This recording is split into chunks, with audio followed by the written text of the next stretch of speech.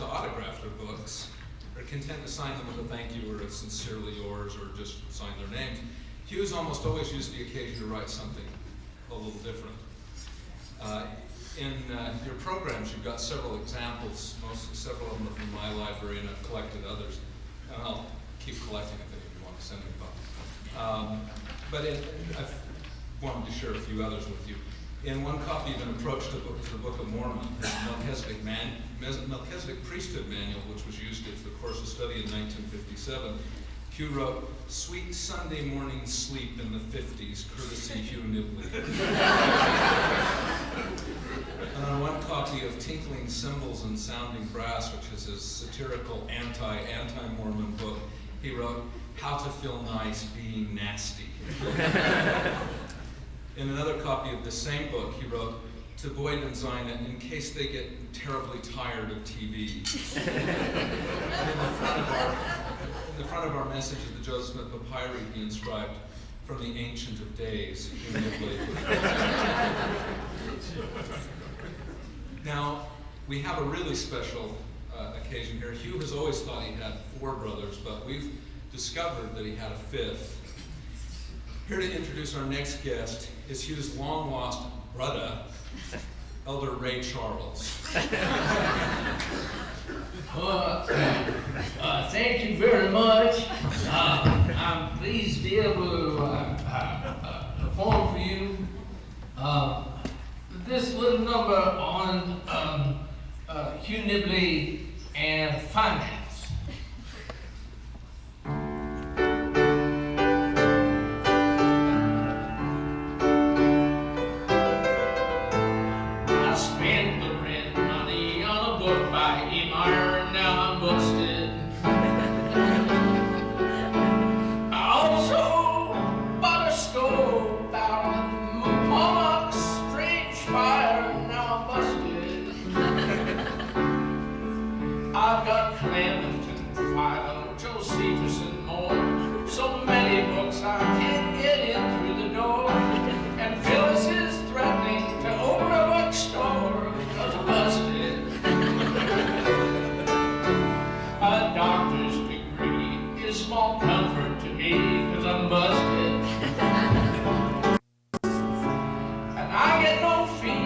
I speak it's for free, so I'm busted. The Lord told me there ain't a thing I can do. At least you can smile, for the gospel is true. But I was just thinking of calling on you, cause I was busted. I'm broke. No bread.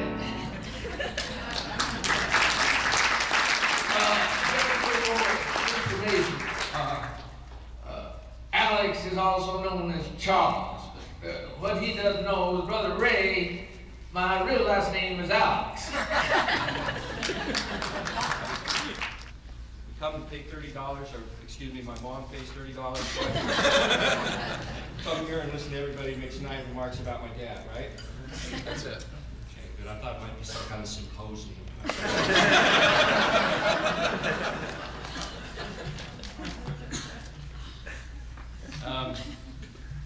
First of all, the whole thing about, the poor old man going to the hospital, that's a crock. And we all know it. Dad freaked out. He does. And, when he thinks he has to appear in front of people, he forgot that when he starts making those kind of noises in front of people in a hospital and they look at his age, he's 92, they start taking it very seriously. So he did. Anyway, it's a remarkable experience to be here. It's a great pleasure to be with members of my family and my brothers and sisters, be able to talk to my dad without them interrupting me.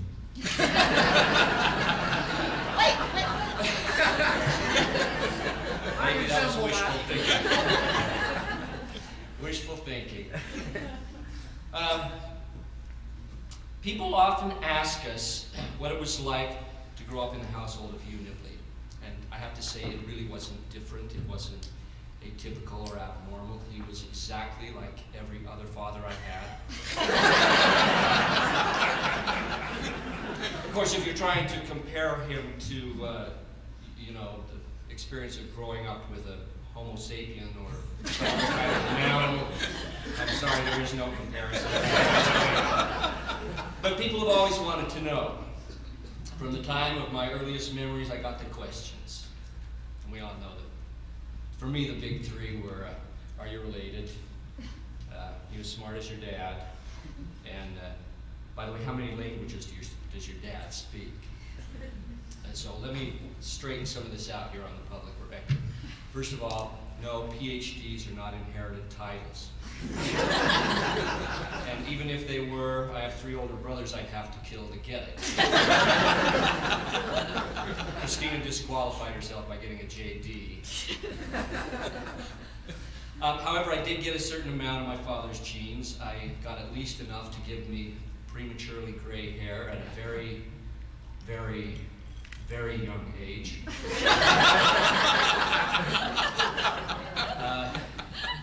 And I got enough to make me a congenital and incurable smartass.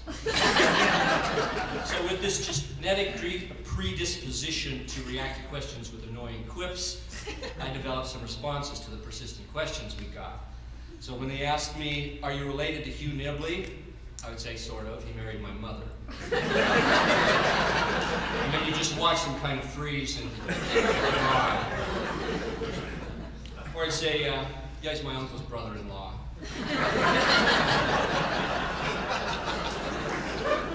I'd say, are you as smart as your father? I'd say, no, of course not. Like all teenagers, I'm much smarter than my father. Or the simple approach is just to say, are you as dumb as your mother? That always stopped the questions right there. After that, they were busy beating me up. And that's why I blame my father for the fact that I got beat up a lot as a kid. And then they'd say, how many languages do your father speak? And to this day, I don't know the answer. The real answer to that question, I know that he mutters in a few dozen languages. I'm still looking for one where he'll answer a straight question.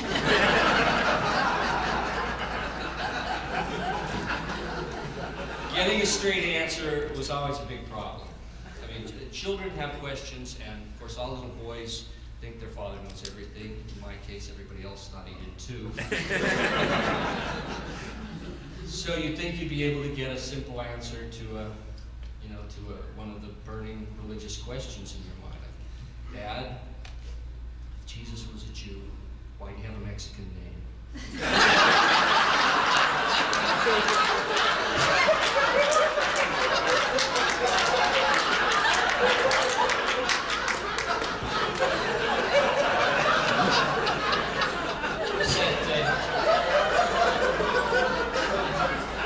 My childlike innocence.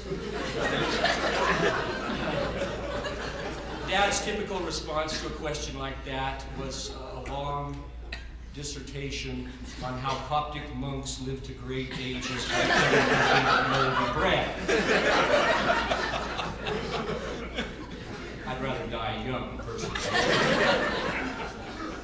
But eventually I came to realize from my father that all questions really come from the same source of yearning for knowledge, and all questions in the end really have the same answer. It's no different now than it was when my father taught me when I was a child. The answer to all questions is, look it up, kid.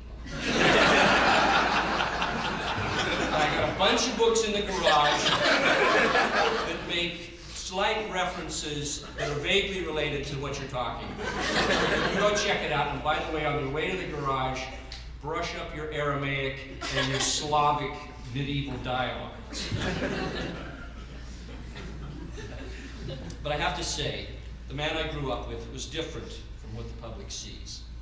You've all heard the stories about his bizarre behavior, as Boyd was talking about. Now that's a double Freudian. As Boyd was talking about, I heard one once where he forgot to dress and came to teach a class in his pajamas. Pajamas. I'd like to see that. He actually got it. I think it was Father's Day, 1967. He got a pair. The last we heard of those, they were reportedly being used as filler for oversized shoes that he got.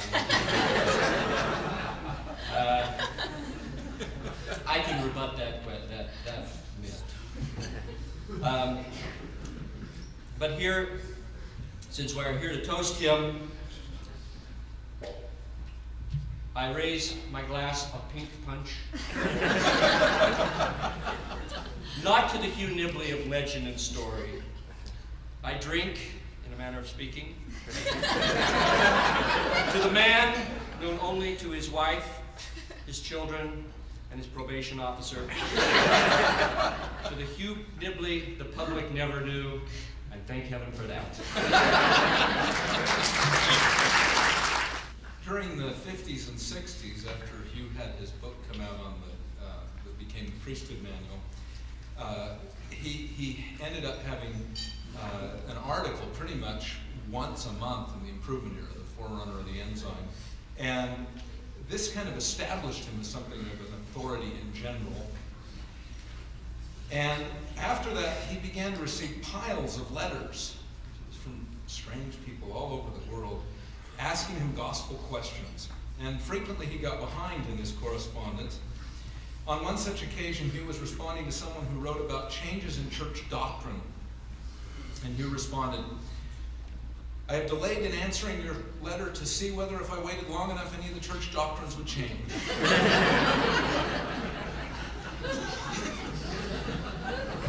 On another occasion, this is my favorite, so I have to put this one in here. On another occasion, somebody asked him a particularly vague question, and Hugh responded, "My knowledge is apparently weakest of all in communications, since I haven't the vaguest idea what you are talking about." I suspect that goes for both of us.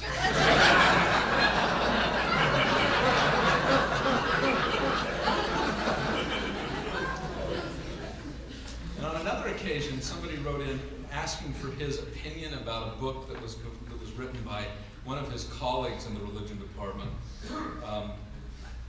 And Hugh replied that, quote, "While it is no monument to scholarship, it is, however, a very big book."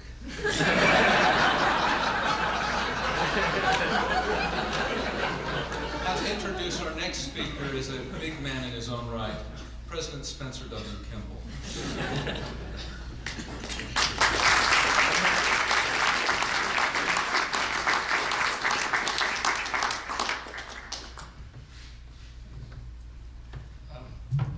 I actually know what Ray Charles feels like. When I put those glasses on, I could not see my lyrics.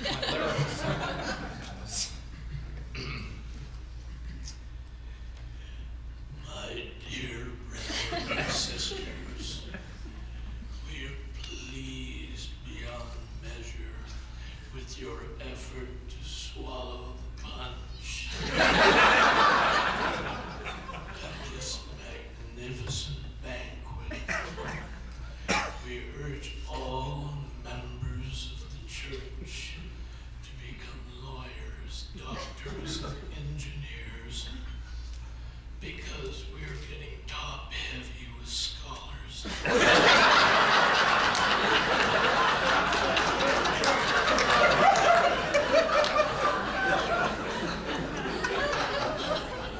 Without further ado, my dear brethren and sisters, may I say that we are both displeased and disenchanted to have Omar Cater here. Treated me like I should know it. So he forced me to study from the age of 6, 8, 9. Every time I saw him to this day, he will start sentences with, "as you know." And as those of you out there who have known Hugh Nibley, you'll know. There isn't a lot you do know. Better get on with your reading, because people always assume you're smarter than you are. When I was in junior high, my parents asked Hugh to come and teach us how to read and write Arabic. We could speak it, but we couldn't read and write it. So he brought his little blackboard and chalk, set it up on a chair, and sat there and taught us the alphabet. We were so mesmerized by him, and his movement, his pronunciation, his enthusiasm for it, we didn't learn a thing. He didn't teach us one letter of the Arabic alphabet. But we just learned to have a deep admiration for your absolute dedication to the pursuit of the life of the mind. But we were a lost cause. When I got ready to go to BYU after high school, I remember telling Hugh I'd like to go to BYU. I had gone to the UBSC before it was UBSC and finished a year. And he said, why don't you come up and go to school at BYU? So, well, all right, fine, how do I do it? And he takes me to the admissions office, by the hand, literally. He takes me up to the desk. There was a very short woman in the admissions office who could barely look over it. And he said, admit this boy. And he left me and walked off. And I said, what am I supposed to do now? And the woman looked at me suspiciously, handed me an admissions form, told me to bring it back and come back next week. The next week I went back and she said, we shouldn't normally admit you, but Brother Nibley said to. I got into BYU. I was happily ever after. BYU alum and BYU professor. It was that day that I learned that Hugh Nibley was a powerful. He had a lot of influence. And I thought probably he could change anything, including Scripture. One of the things that many of you may not know, back during the time when we were undergraduates and we were not members of the church, they had special classes in religion that we would take for non-members and non-Christians. We called it Book of Mormon for Heathens. Dr. Nibley was our professor. Maybe 8 or 10, 12 of us, and there'd be kids from Asia, kids from around the Muslim world, and we'd sit there, and he didn't just go scripture by scripture in the history of the Book of Mormon. He gave us a piece of a puzzle, but he explained the whole puzzle, and we got this world expansive view of where the Book of Mormon thoughts and ideas had evolved, and we came out pretty bright people. I'm not so sure that we were ready to join anything, which leaves me with another great concern. I had missionaries come and see me for years, and I was able to resist everything they had to say before I joined the church. But I remember one time I felt particularly moved, and I went to Hugh and I said, Hugh, I think I've really grown an appreciation for the Mormon church. And he sat me down and he asked me some basic questions. And I think they were a lot like, say your ABCs or something. I failed, and he said, don't join the church, Omar. Spare us. I said, spare yourself. It took me 3 times before he kind of gave me the nod that it was okay. And I don't know who he was protecting, me or the church. I looked happy with that. One of the reasons that I made it through BYU so successfully as an undergraduate is after serving in the military during the Vietnam War, I was lucky enough to be sent to Germany. Took my wife with me. And when I came home, I was an anti-war activist. And so I started an anti-war series of activities at BYU while I was attending. And I was president of Young Democrats. And neither of them were particularly favorable activities for this the administration at BYU at the time. But the thing that really saved me was I started a newsletter. And my lead writer was Hugh Nibley. And every time they'd call me in to tell me that I couldn't publish the next edition of my newsletter, I would give them the pre-drafts, and there would be the lead editorial or the lead article. And it would be Hugh Nibley's articles about Brigham Young and the environment, Brigham Young and war, Joseph Smith and war and killing. And you saved me numerous expulsions from BYU. That renewed my commitment to the conviction that Hugh Nibley is a power broker. I think you could have used it with a lot more abuse, but as you know better than the rest of us, authority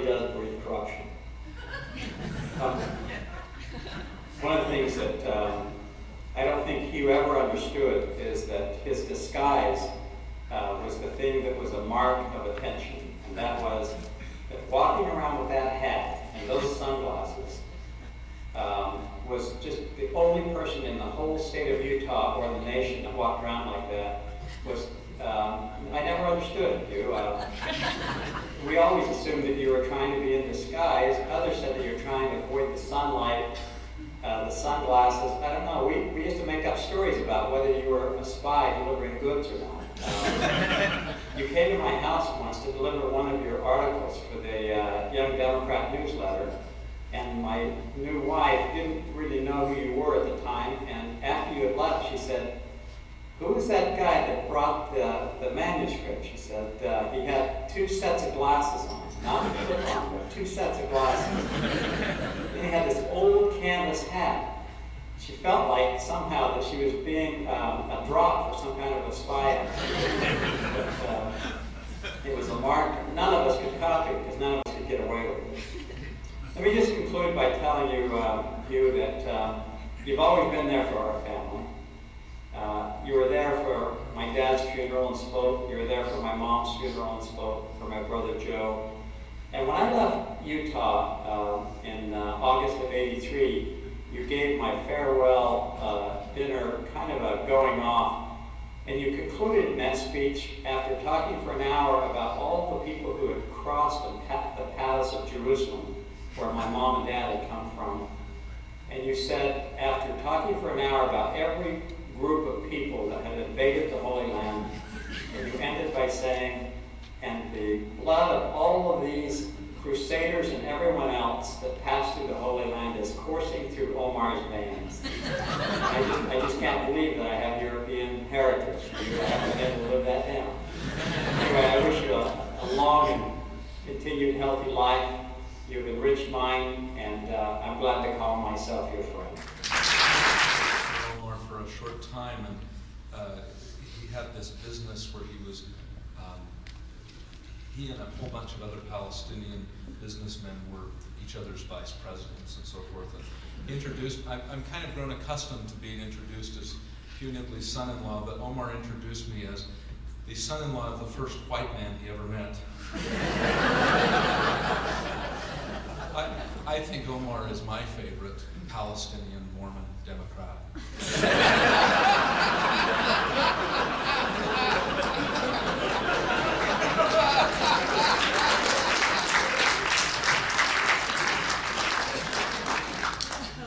In looking through Hugh's letters, I've found that his humor often calls attention to some absurd aspect of our culture that we probably are somewhere aware of but have never really noticed.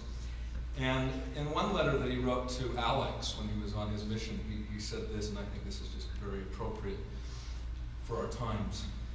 "If you were here now, you'd pay $1.10 a gallon for gas," all wishful thinking, "and find the cheapest movies. The Sierra, of course, would let you in to see a lot of explosions for $4. Explosions because they're the only thing that sells these days. Whenever you see a little house in the prairie, or a mighty high-rise, or a fish cart, or a diamond necklace, or a planet, or a galaxy, or a stick of gum, you can be sure that it will be only a matter of seconds before it explodes with terrific impact. Balls of flame in a towering inferno ending in absolutely nothing. For some reason, the current public finds that immensely satisfying and won't settle for anything else. If it does not blow up, we are not interested." I sense a message in that. Now to introduce our next guest is a man who has always been quite explosive. Please welcome Elder LeGrand Richards.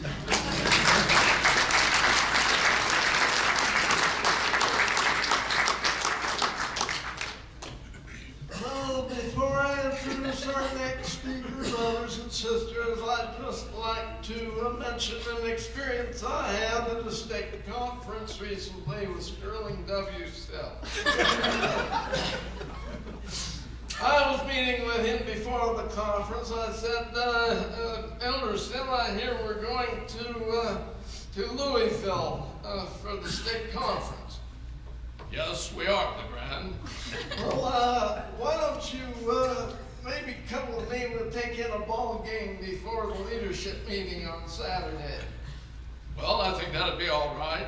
Well, tell me about the guy's names on the St. Louis team. Well, we have who's on first, what's on second, and I don't know who's on third. That's what I want to know when the guy's names on the St. Louis team. I'm telling you, man, who's on first, what's on second, and I don't know who's on third. You got a first baseman, Yes, then who's playing first? yes. The fellow playing first base for St. Louis. Who? The guy on first. Who? The fellow on first base. Who was on first? What are you asking me for? I'm not asking you, I'm telling you. Who is on first? I'm asking you who's on first. That's the man's name. That's whose name? Yes. So go ahead and tell me. Who? The fellow on first base. Who? The guy on first. Look, who is on first? Fact. When he gets his paycheck, his wife comes down and collects it. Whose wife? Absolutely. All I want to know is what's the guy's name on first base? Oh no, LeGrand, what's the guy's name on second base? I'm not asking you who's on second. Who's on first? I don't know. He's on third, we're not talking about him. And now,